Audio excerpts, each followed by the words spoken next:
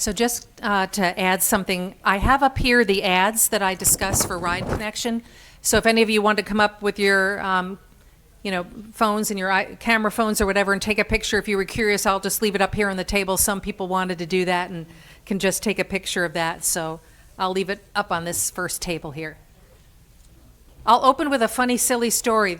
I very rarely use microphones, for the virtual world that we're having here. We want to make sure everybody can hear us. And this is a lavalier mark. And the first time I was given one, and it has this little box and you clip it on, I had on these knit kind of pants, and I didn't realize they kept inching their way down. Like the weight of the box kept making them, I kept going like this, trying to look subtle, stand aside, like trying to pull it up. It was the most ridiculous thing till I finally just had to stay up in one spot. Heaven forbid, you can tell I like to roam a little bit. And I had to lay it down there, and I said, I'm never going to wear one of these again. I mean, this is ridiculous. This is embarrassing, whatever. Let me see if I can get this clipped on high enough here. No knit pants on today, thank goodness. Okay. Whoop, there we go. Sorry, I think that's it. Sorry. Technical difficulty. Let's try it. Thank you. Whoop. All right. And my voice is carrying? I think so. All right. Okay. So let's start with something that gets us all on our same thoughts around what is your biggest retention challenge today? Because I bet you a certain amount of you will shout out something, and the next person, three of you in the room will go, that's me too. So biggest retention challenge you're having right now?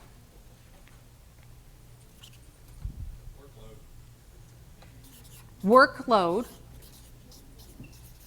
Do you mean that in terms of everything you're internally doing, that aspect of workload, or how did you mean that?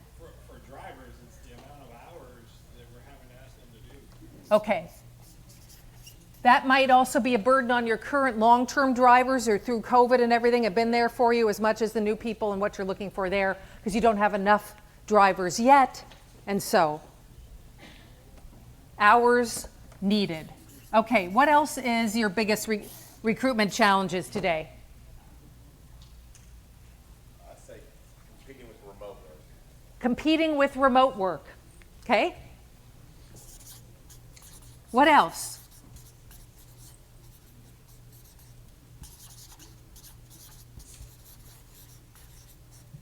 What? Nobody said anything to me about salary yet?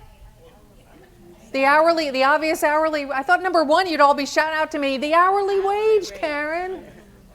I think that's a part of it, but It's not the all part of it. It's not all, but that's one of your challenges. and on the first one, the workload, it's not necessarily hours needed, it's fewer hours. Okay. Anybody else? Lack of job advancement, not everybody wants to be a driver all their life anymore. Yep. Naturally, smaller agencies primarily might say that that's an issue. Not that it isn't across agencies, but I hear that many times from smaller agencies. We just don't have that many layers with structures within our organization. So lack of advancement. Anybody else want to share anything that they consider a big challenge when it comes to retention? I'm sorry, what about the money? Competing with free money. That won't be here forever, but that's been going on now. Okay, what else? It probably fits with workload, but on life balance. Work-life balance. Okay.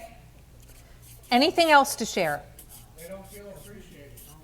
Okay. I think one to add to that is dealing with the more increasingly hostile public, passengers, the public in general. Okay. Is that tying around strictly mask wearing, have you found, or is it just a whole kind of overall atmosphere? I think people have just lost their being civil more so. Okay. Wait, there was another good one I missed here. Someone had said to me, somebody not have me put something up here they shouted out? I said devotion. People just, they don't want to devote themselves. Okay. Lack of appreciation, I think. That was it, lack of appreciation and, okay. There might be other things that come to your mind as we begin to talk. And if I had all of you come up here with a pen and I said, Mark, what's number one for you? You know, collectively, we'd have them spread out, but pretty much covering this area, okay? So what I'm sharing with you now is what I've been hearing, you know, nationally in these discussions. Some of them you recognize. Luckily, again, you find I don't read off of slides. Thank God, you can read for yourself, you know. But I'll talk on a few of the points here. But you'll recognize these things. Nationally, I've been hearing work-life balance. It's about the hours and the shifts that are up there. Some people have said generational differences has sometimes led to a conflict in terms of, that's really what I call diversity, a diversity of voices, of how people look at the work that they do, the work culture and environment that supports them that they're looking for. Now the entry-level CDL licenses is beginning, has been, and some more so as the more people you're trying to hire, as the work is opening up, that'll come up. Underutilization of staff skills, say that 3 times fast. That's kind of along the line. It can connect with people who don't have advancement. Like, I have certain skills, where do I go with this? Am I, quote, always going to be a driver? You know, some aspects of that. So nationally, again, when I'm talking, that's typically the challenges that are coming up from your peers across the nation that they're saying is very common for them.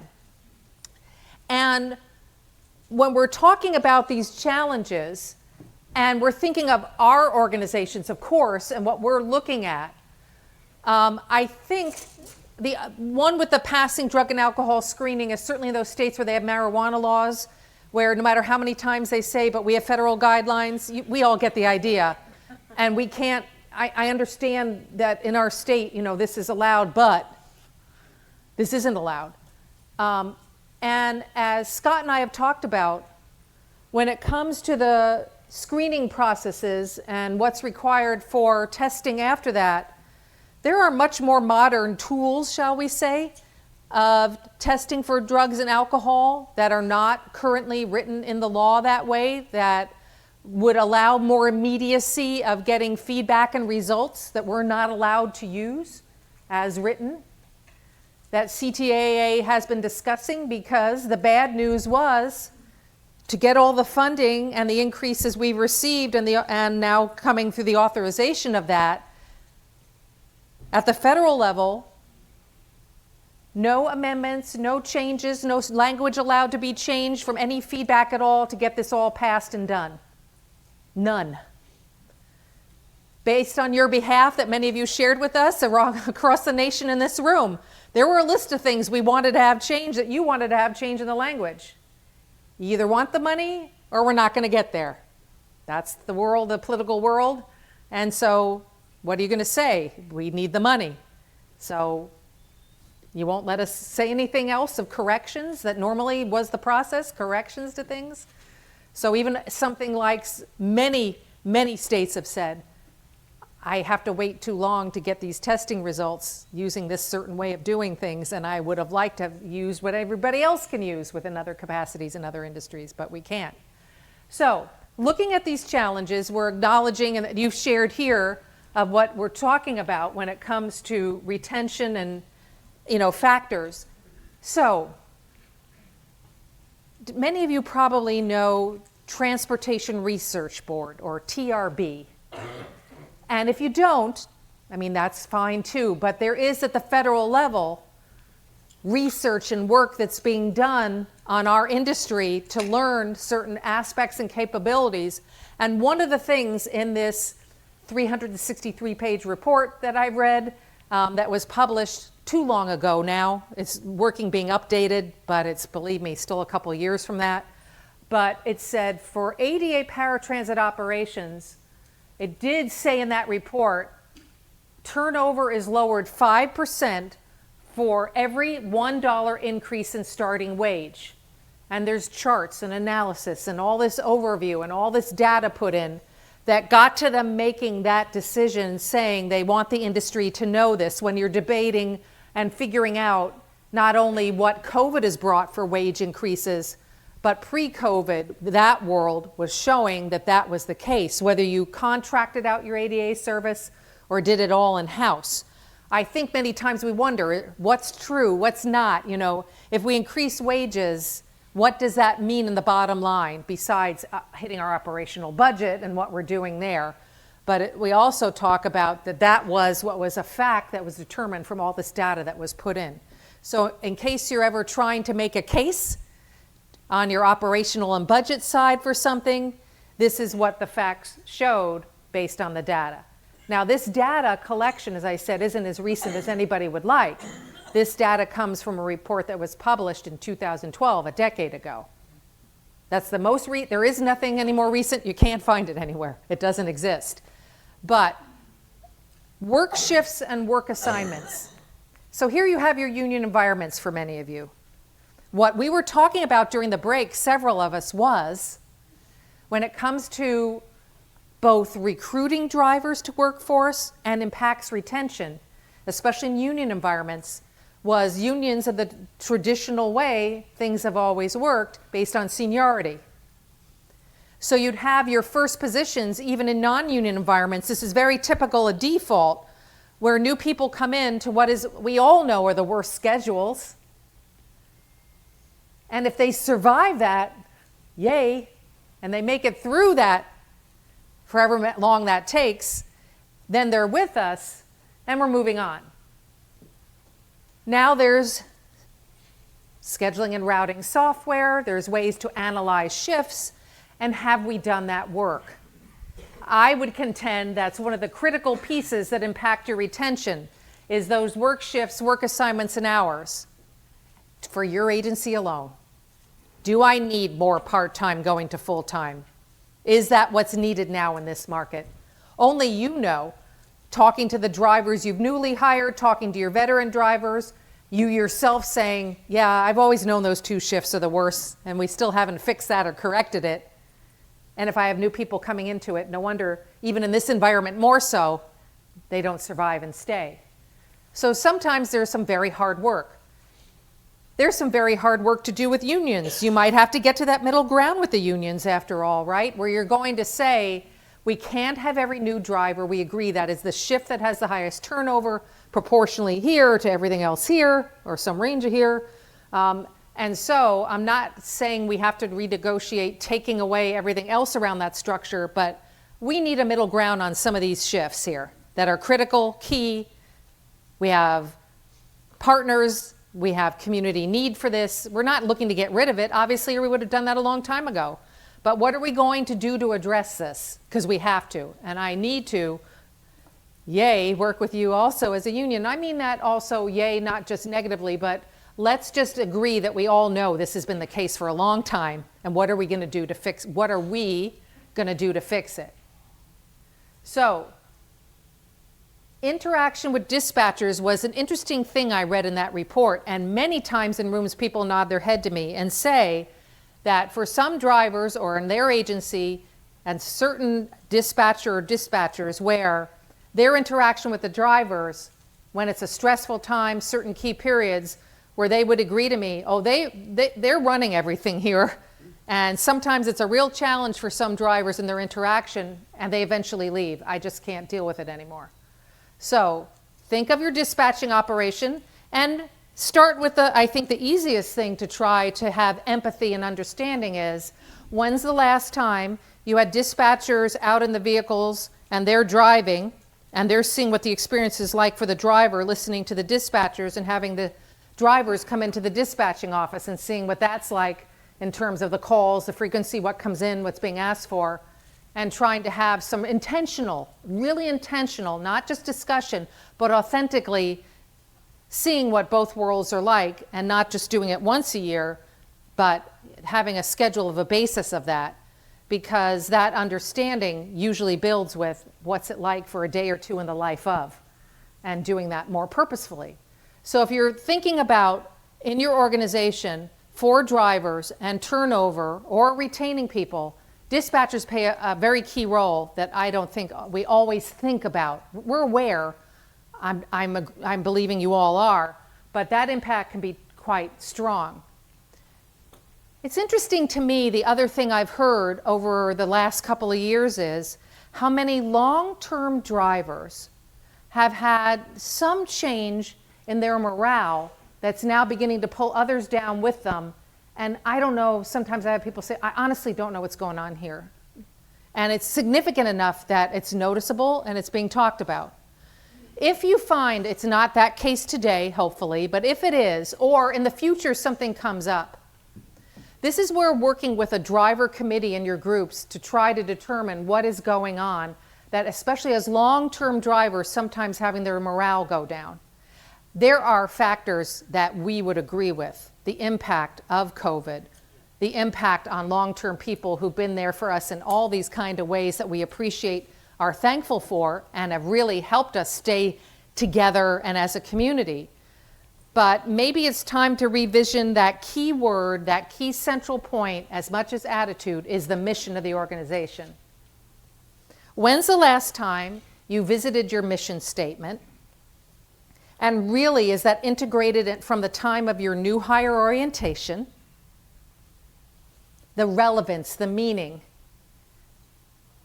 Do you have people in top leadership come and talk about the mission, not just seeing the same people training all the time?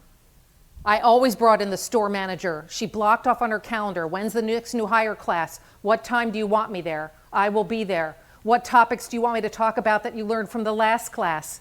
I will talk about certain things, of course, from my perspective, but what do you want me to hit? She never assumed the same thing every time and did the same canned speech. Thank goodness, I'm glad she didn't.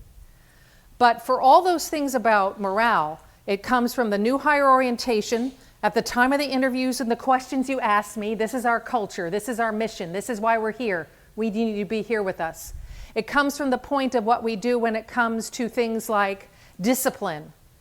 If there's discipline and there's something I'm not meeting what's expected, I'm disciplined, and it includes to the impact on the mission. It involves my reward and recognition programs. So we're mission-centric organizations with a certain attitude that we're looking for. And when it comes to those long-term people that might be having some dip in their morale or how things are going, it might be time to revisit that and hear their perspective on what's going on a little more intentionally, I'd say, than perhaps we sometimes do. Because long-term people want to be heard as much as, when someone new comes in, and we want to hear that too. So these are sometimes factors that are impacting retention. Here's a key formula that you'd want to know, and you might already know a version of this or work with it, but all of us want to know the true impact of turnover, don't we? And what that means in terms of that. So it's a box you just fill in here, and there's a few factors your HR department might tell you, but this is nationally the standard that might be different. Number 2, the gross up, as it's called, for your benefits and all your traditional benefits you offer and any of those cafeteria special benefits is a certain factor that's determined that your HR department can do for you. And so when you take that annual raise and you take the gross up for benefits, and then turnover costs. Across the transit industry, 0.25 is the standard rate of turnover cost. So if there's something different your HR or ops people tell you, work with that, but this is traditionally what that is. So as you're getting down, you're getting to step 7, and the example I gave you was in the box to the right of your total turnover cost that you have in terms of 10 employees who left that agency in a given year. And that's how much it costs in turnover cost. Sobering number, isn't it, in this example? So, when we're also in that factor of turnover cost, how much training dollars and what that costs, all that's into that percentage that's going in there in terms of someone who made it through the new hire program and what you invested in that and so forth and so on. That's why yours might be a little higher or even a little lower, but that's why that's standard. So looking at all of that, when I as a personnel person say I don't want to support you on certain things or I won't help you and you want things to be different to get things done, you should say, are we willing to accept a $90,000 loss for 10 people that we lost? Are we all going to be okay with that?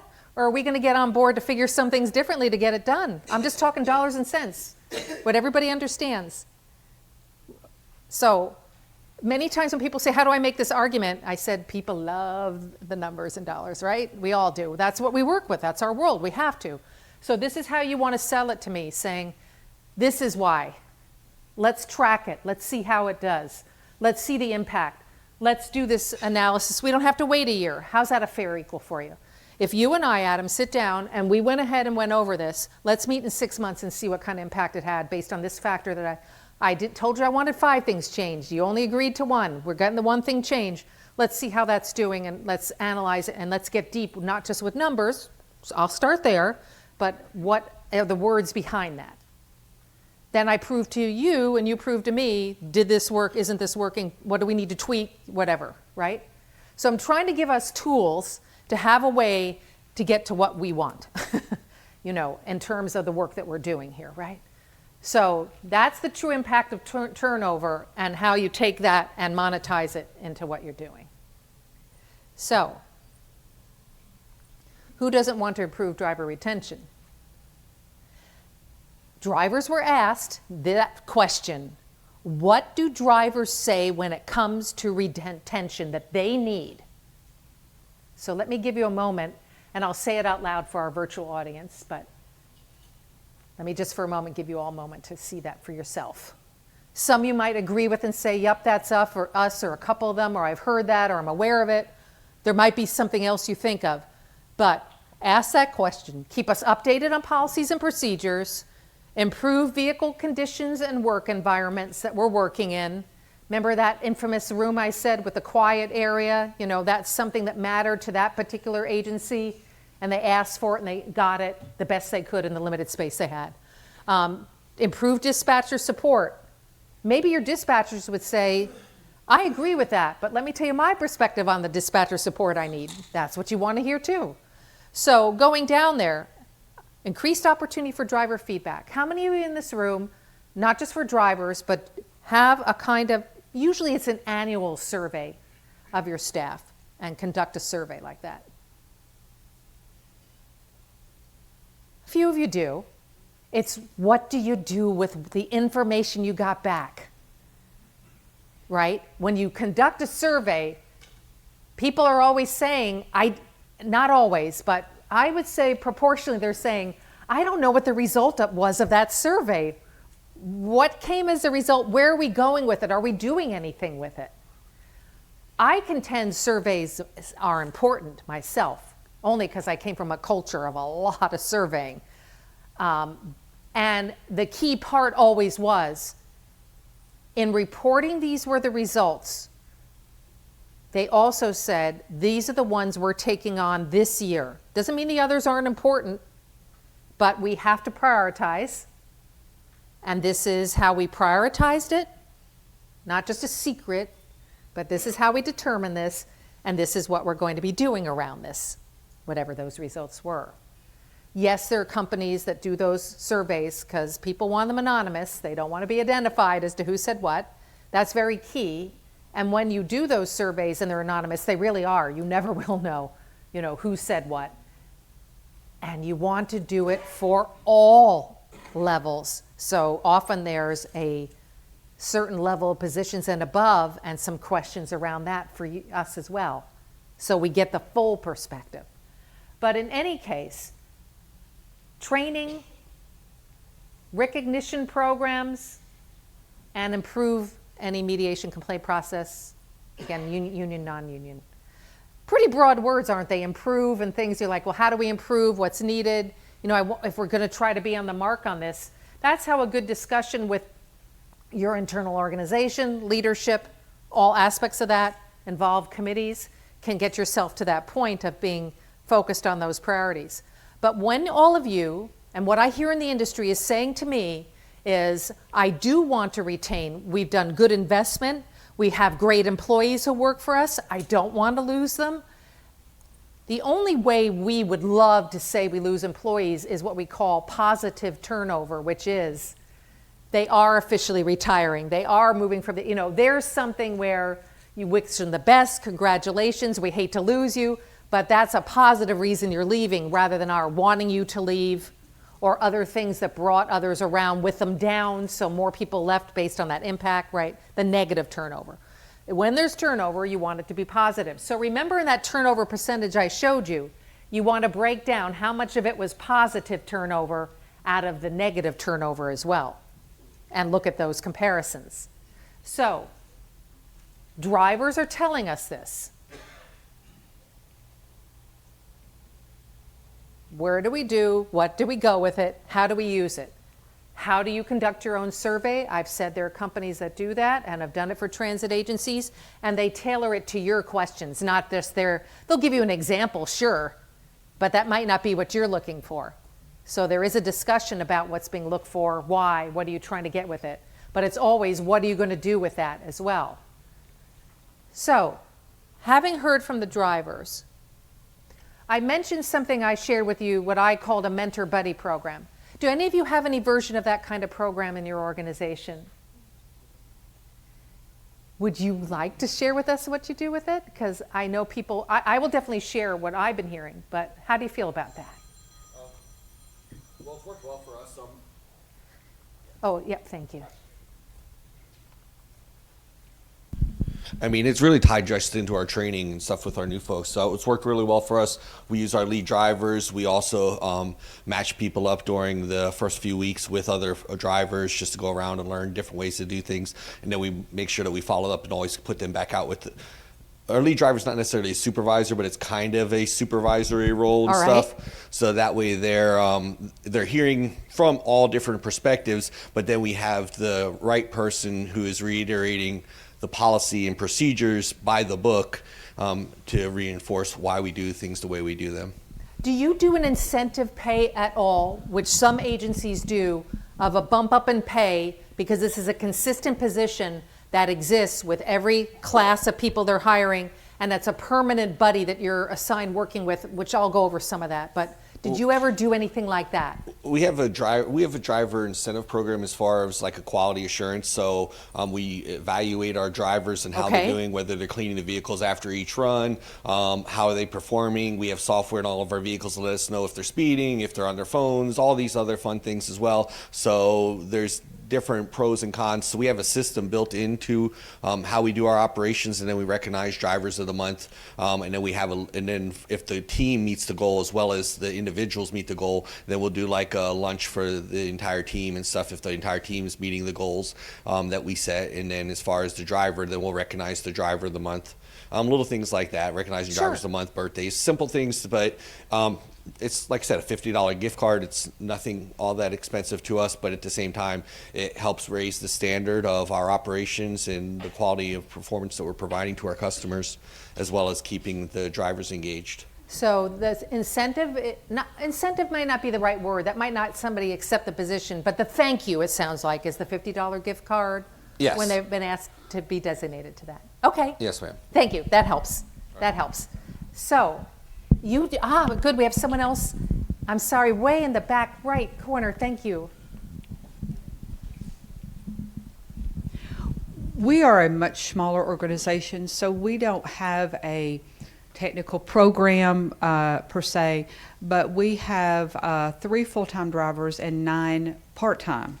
And so when we hire a new part-time driver, we put them in a van with one of our full-time drivers, and they spend the day learning how to use the software, what all the clinics look like.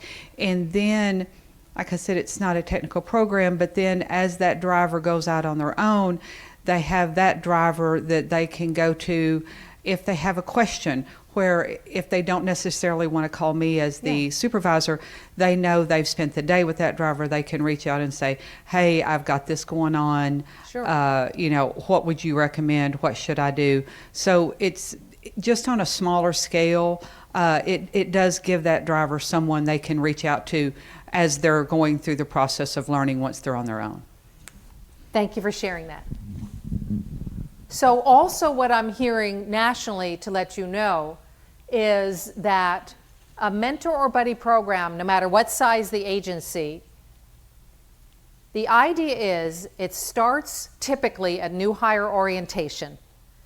And it's to make sure that if an agency, some of them do incentivize and do a bump up of a certain amount they determine in their budget for their hourly wage, because their buddies and mentors aren't working one-on-one to help support just one driver. Many times, depending upon the size of the agency, it's several drivers they're helping.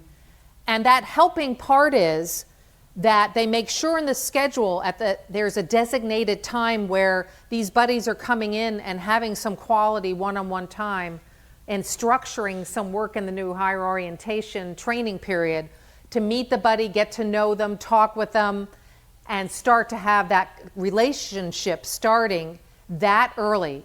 Why? Many of you are saying to me, I still have people, Karen, where they either are barely showing up, maybe a day, and then they're already in this culture and environment, not even completing the training program, or they're just in making it to the end, and then they're saying, got another job, and off they go. When I talked with them about this, I said, I think you need to start right from the first day, having time set aside to get someone reassured they're with a buddy who's working with them, knows, and you structure something to try to keep them and not let it get that far down the road until they're then told there's a buddy and who you're working with once they graduate. The sooner you can integrate that person who's the mentor into meeting with someone and having a structure around it. So defining what's expected and required of me to be buddied up is to help give that person who, right, is not in the management leadership part, which wouldn't we all say? No, I wouldn't ever. You and I would honestly say the same thing. I wouldn't go up to Scott every single time I thought of something and say, hey, Scott, and go over all this. You know, I'd be thinking he's got a billion things going on in his day. You know, all those normal things people think. So you would say the same thing. Nobody's going to come up to me in my senior leadership position, or, you know, the HR person who hired me, or that manager who hired me. No, thank you. That's not what I am. I'm too intimidated. Don't want to do that. I'm trying to pass a probation period. Do I want to look like I'm not getting what's going on here? And you're going to say, ejected, rejected, right? Nobody wants that. So for all those reasons, having somebody who's a mentor, who's a driver, I've been with you, you know, I've done this, I've been here a long time. I have the right attitude, right? I'm that good buddy mentor person. I understand the culture of the organization. You can ask me anything about that. I don't get it why we're doing this. So, you know, those 5 billion questions a normal person would ask in their first couple weeks. So I'm a strong proponent of that. If I think it's worth the budget to make a pay differential, if you have a structured program that you're really articulating expectations, that the buddy is doing that kind of work, I think there's something to be said for that. They're working with several people, they're there, and no, they're not there, as some people said, well, won't they be seen as snitching? Every time something doesn't go well, they're going to, I said, no, our culture is support. How can a new person know everything? They can't. We don't expect them to know everything. That's why we have driver training programs. But we want them to feel and saying something to me that I'm going to tell you as a buddy, if I don't know how to answer that, I mean, honestly, you've asked me something I have no idea. Yes, I'm going to have to turn to somebody in leadership to ask them, because I can't even answer it for you. Whether I would say to you, quite honestly, it's better if you ask. Maybe I don't need to advocate for you, or whether I get back to you. Just know we're in a culture of support, not in a culture gotcha. You know, that's our mentor program, to support. But really, I'd like you to give good thought to that, because other agencies have said it matters, it helps, and it's a better way to retain and keep people because they have someone they're buddied up with. And it starts from that first impression at the new hire, whatever you call your new hire, beginner, whatever you identify it as. And to keep it up from there. It doesn't end there either. Those relationships I've heard from people who are buddies, they said, of course, I mean, we always talk to each other all the time. Let's talk about advancement for a moment, because you brought up a really critical topic here that I don't think at all you're the only one who thinks of this, even when you're a very small agency. Many agencies have what CTA calls frontline supervisors, you know, lead drivers, different titles like that. By a show of hands, how many of you have that structure within your organization? Okay. Are most of those people promoted from within? Yeah.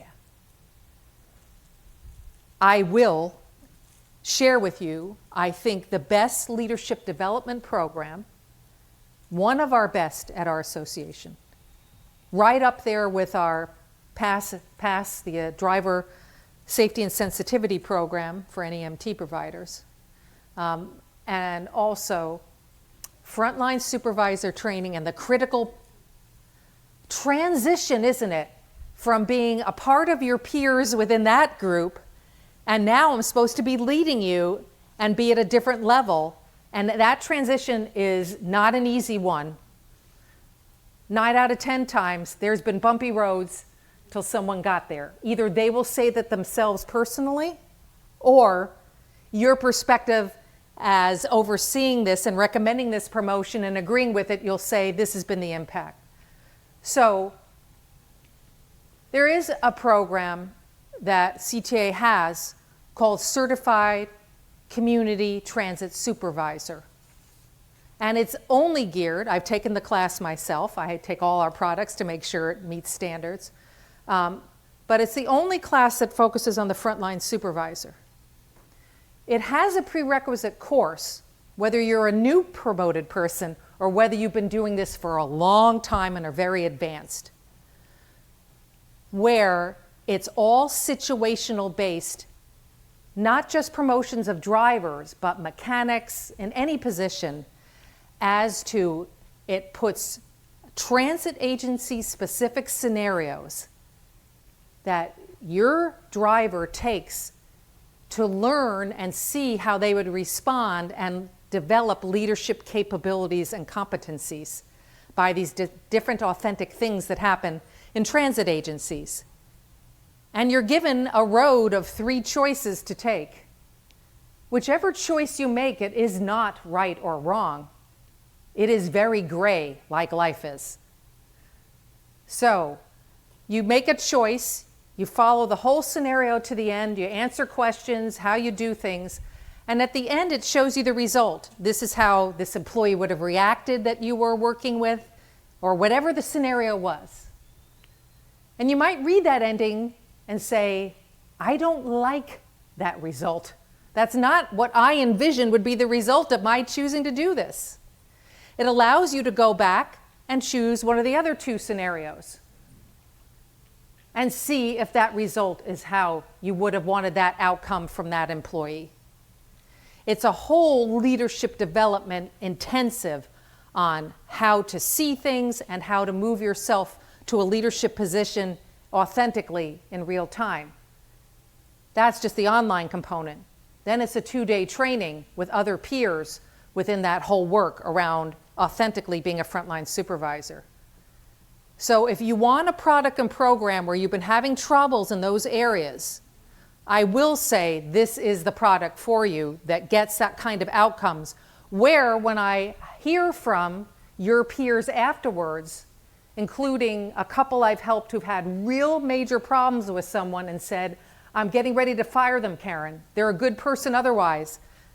I said, not even demoting them and moving them. Oh, I hate that too. I said, well, I mean, that's a choice. But if you want them to really stay in this position, we've had them do this training. We've worked intensely to structure things around them. And they've had wins, and nobody's been fired as a result of it so far that we've worked with. So there's good work around this, but it makes you think hard. It puts you in real situations, and it's trying to develop your leadership capabilities to move up to that level. It was worth sharing time with you on that because when it comes to mentoring and buddy and development and programs, our whole goal, of course, is we want you to move up because we want success. We might be in a small agency where we've never had a position like that before, but we're considering it. There's a need for it. We decided for these following reasons, and we're going to budget for that. But I don't want to have the first person getting there to have to report to myself and my team internally or to the board that it was a failure because we didn't set things up right for them. We believe you have the potential, kid, is what you're saying, but we have to give you tools to be able to move up that way, don't we? And what do we structure around that? And so when it comes to a mentor and buddy program for new hires, your peers have said that works for them. That committee I mentioned about drivers giving an advisory capacity this morning about recruitment, you have a purpose for the committee. What do you want from them? What do you want them to work on? Will it expand over time because there's new things you've determined? How a committee meets, what you'd like them to work on, What is the value to that is only something of obviously each of you can only determine. But with this crisis in drivers, having a committee that you might eventually collapse, I doubt you would actually. What I hear consistently is, once I have a committee that has a purpose and is working on things that impact my agency, why would I get rid of it? It allows me to be able to look at all kinds of different work and the driver's impact on that, you know? But consider that if you haven't already, that there's value that you can take from that when it comes to hearing authentically in the field. How many in your budget have a line item that is for training and development? By a show of hands.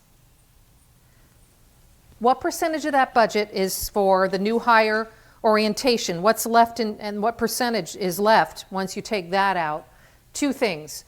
The new employees you're hiring and also any of your retraining that some of your drivers or others might need not doing things right. When you eliminate that, what percentage of your budget is left for training and development?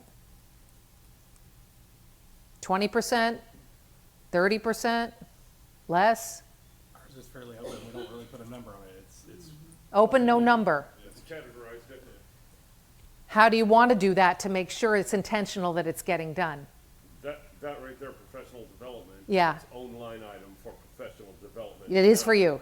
Not for new, no, Not for new. not for me, for road supervisors upward. Okay. And all of you have it structured that way? If not, I'd like you to consider doing that. You're intentionally, in that budget, saying that. Yes. If it's hard economic times, what do most people tell me gets cut first? Training and development. Well, you know, this is where we're trying to stay consistent of trying to not have an impact on turnover, right? And so I'm saying don't go all in with that as your first default.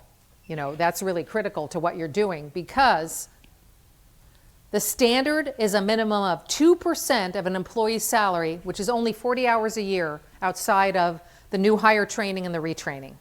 That's not much money to allocate. That is a study done through that TRB report in terms of across the industry. What is it where we land when some people say to me, I just want a kind of percentage or number, Karen, that I can put my mind and my team's, our ops mind around this. So when we're saying that, that's not that many hours overall. Now, retention, long-term people. There comes a point where I think it's legitimate to say, I've been working with the association 28 years. The goals and how they're explained and what I do and strategic plans and all that work, of course, is much different than my first few years. So for training and development, at that point, in a more senior position, in the conversations, I'm identifying training I'd like, you know, what that impact is for the association, you know, where it's going to be used when I get training in X, Y, and Z. And that is part of my individual development plan, which I'm a big fan of no matter driver all the way on up. My individual impact on the mission of the association, what that contribution goes to that, and does that go to formalized training? Are there other things I'm going to do? Whatever that is, it varies by year. Of course, it does for all of us. But the key thing is that there's that commitment. And at a certain level, you can bring things forward, and you should, as much as somebody's saying to me, hey, Karen, I think you need training in this, or why not that? I should hear that. I want to know that. But I also should be able to say, myself, is there something where I'd like to develop and what it impacts on the mission of the organization, on the strategic plan? How many of you, by a show of hands, have a strategic plan in your organization? How actively is it reviewed? I mean actively. Annually for some of you. And there's certain things you're going to say done. There's certain things you might say tweaked a little. Not quite what we needed from 5 years ago. Now we need this, right? That's understandable. And some do not currently have a strategic plan. There might be other ways you're going about goaling and developing around that. But in any case, what's the plan for me should be the question of people who want to stay in small organizations where there is no other structure, there is no other position to advance to. Human nature says, I want to be developing still. I want to be engaged and involved. How do I get to do that and be a part of that? And that doesn't mean always a title, unfortunately, for some of you. I don't have the ability to create a title around that. Would love to, but can't. I'm realistic in that. Ideals aren't authentic. So instead, what we always are saying is, how do I allow people who want to do their best to do it, and how do I allow them to self-identify as much as being told? Most of us don't like to be told to do things. You know, it's part of life, and sometimes we are, but most people will say, I do much better when I can be actively involved, right? I mean, that's just the normal standard of things. So training and development, I think we all agree, is essential when it comes to retention. And I mentioned something called individual development plans. And that is something where the knowledge, skills, KSAs, many of you have heard of, knowledge, skills, and abilities of employees is based on an outline where we are committing on paper to something we're going to do. Oh, well, how's that any different, Karen, than at the annual review time I have certain goals? In a plan like this, we are planning for who's doing what action to get this done. I'm getting help from this training class I'm taking, from this online format or university. I'm getting help from you in your position are going to mentor me on this project I've never done before, but Karen, you're going to do it, not me this time, okay?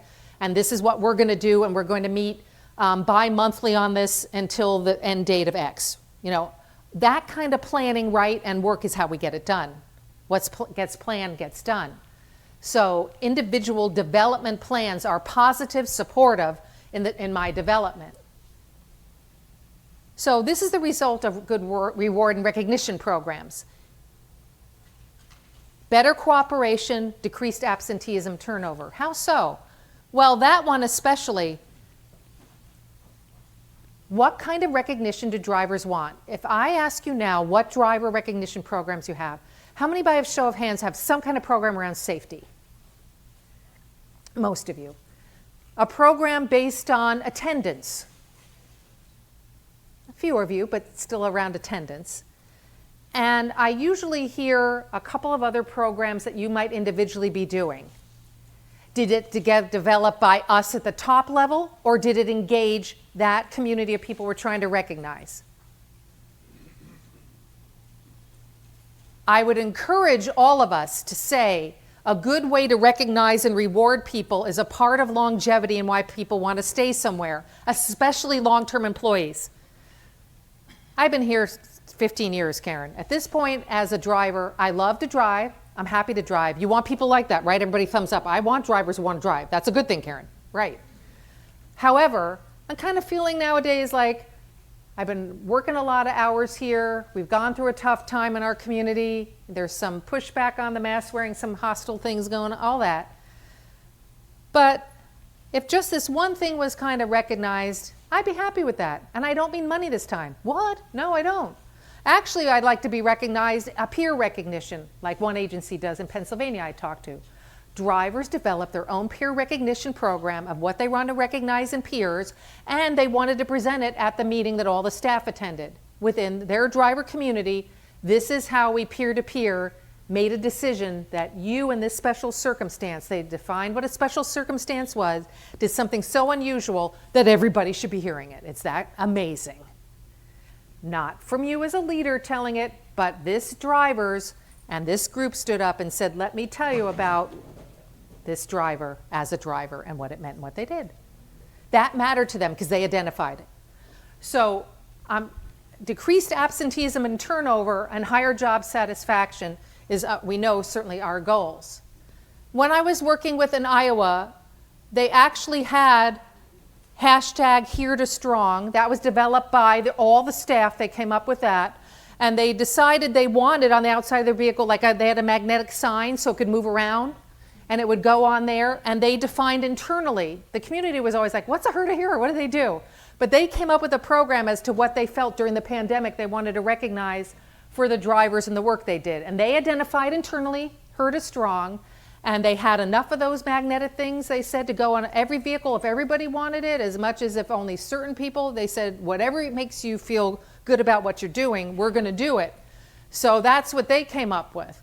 And then the other part of recognition that was developed internally was they were getting vaccines. They said their agency happened to be an agency that was very supportive of that.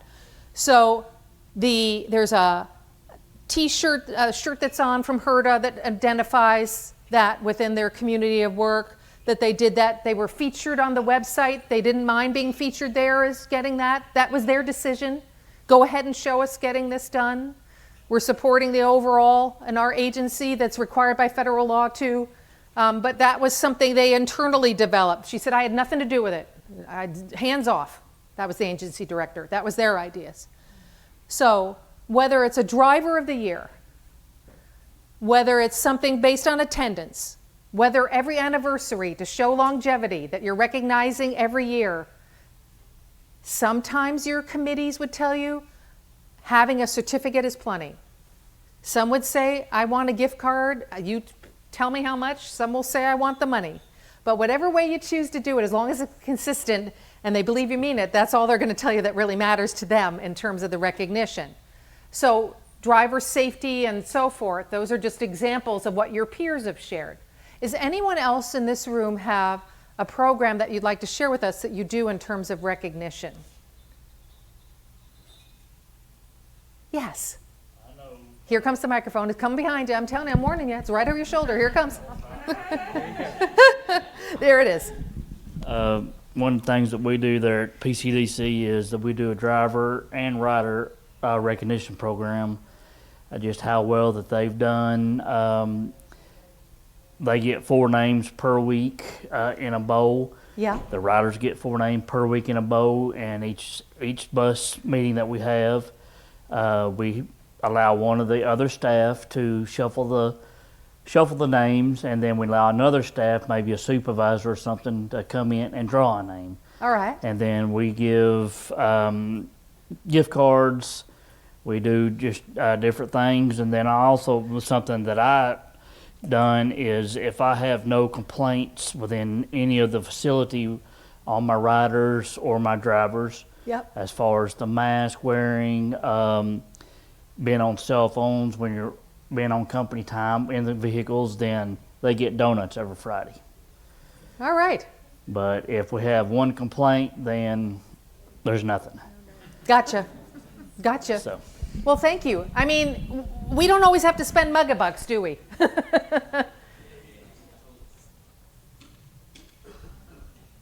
So this is what your peers often said in their safety recognition programs. I think you'll recognize it for those of you who have it.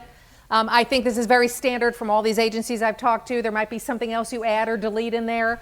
But if someone doesn't currently have a safety recognition program, and I often hear, what should we be, starting to look at to evaluate?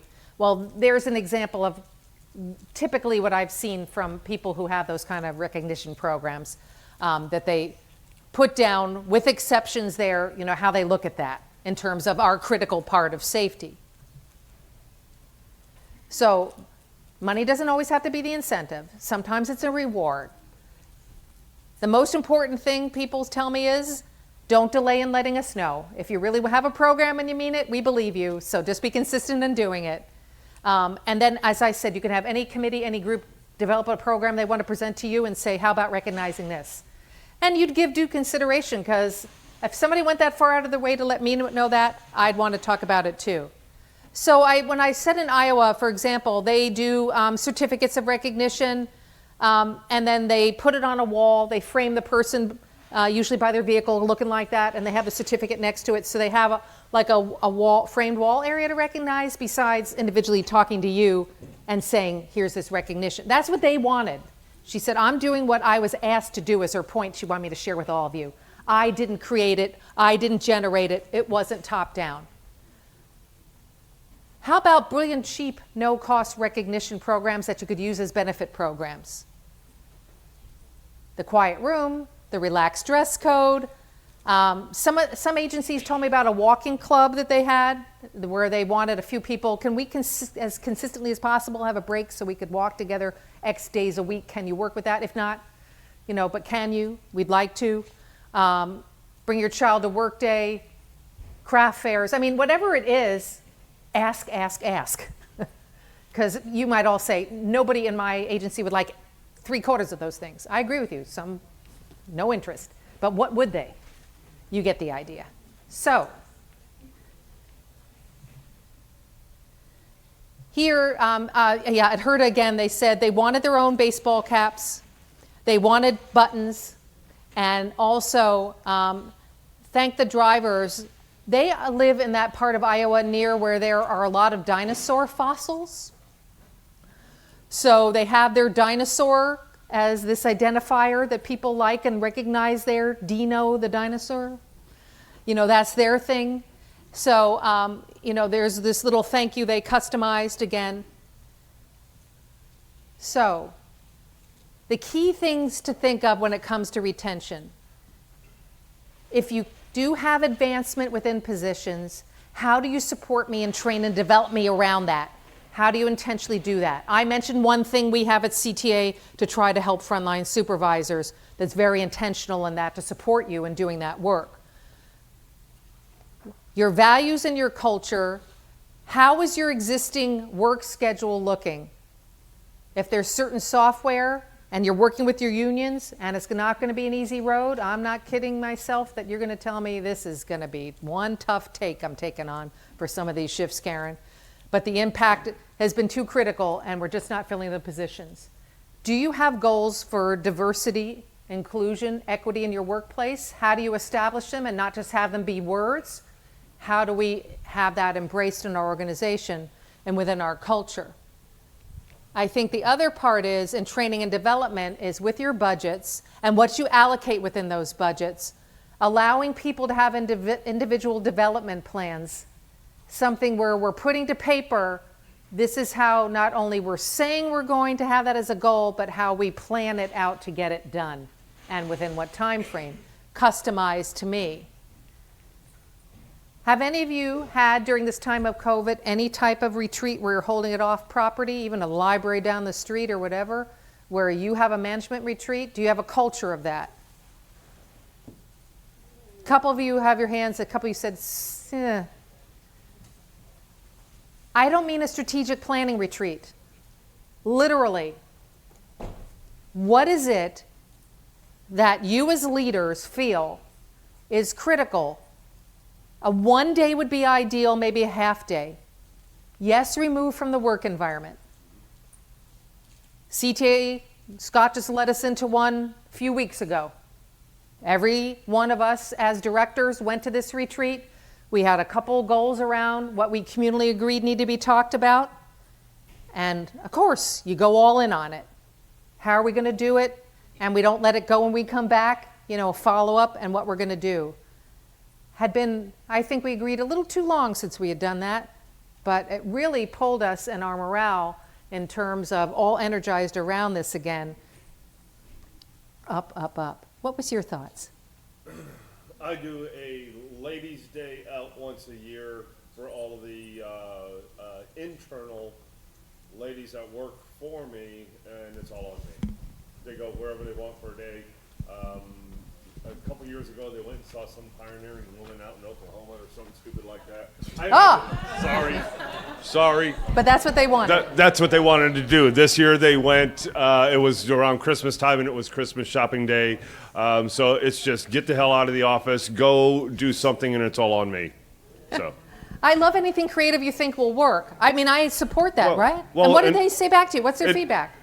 To me, it's for them to build their relationships with each other Yeah. and to bury any dead carcasses that have created problems throughout the year. Yeah. I think a retreat, thank you, is really critical. It is something where it's still intentional. It's still something where you're with each other and you have a purpose around it still. But it doesn't always have to just be work 100% related.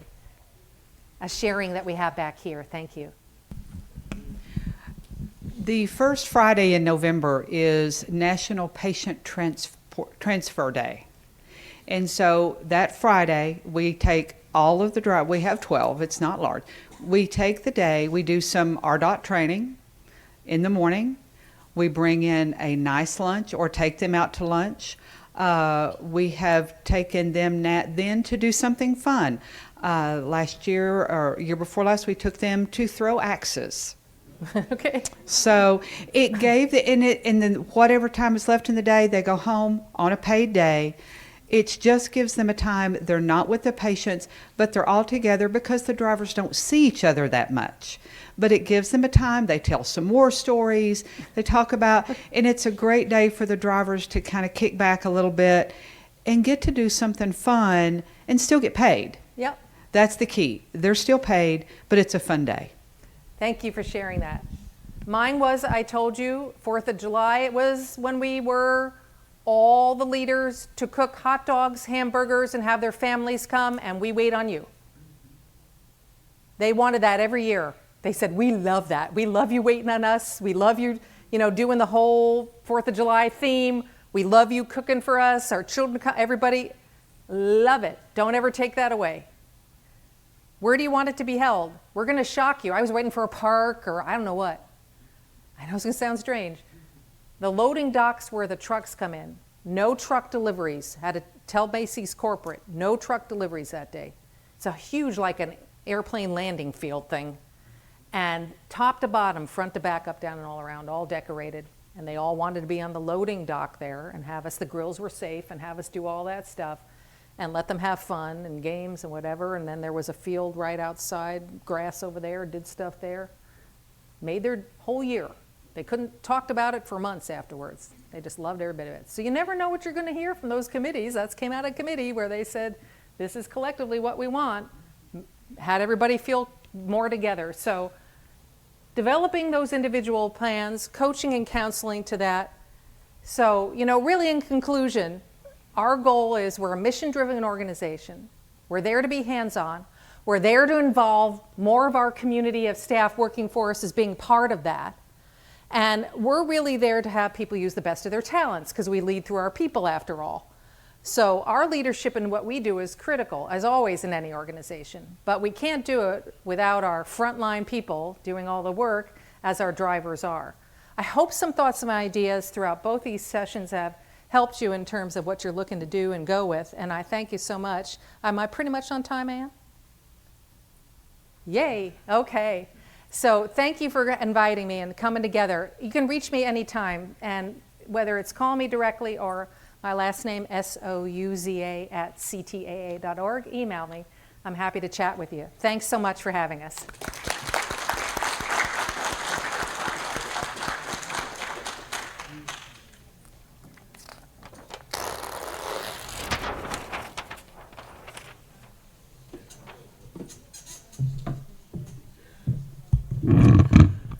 We'll have all of the slides from these presentations on our website, the arkansastransit.com.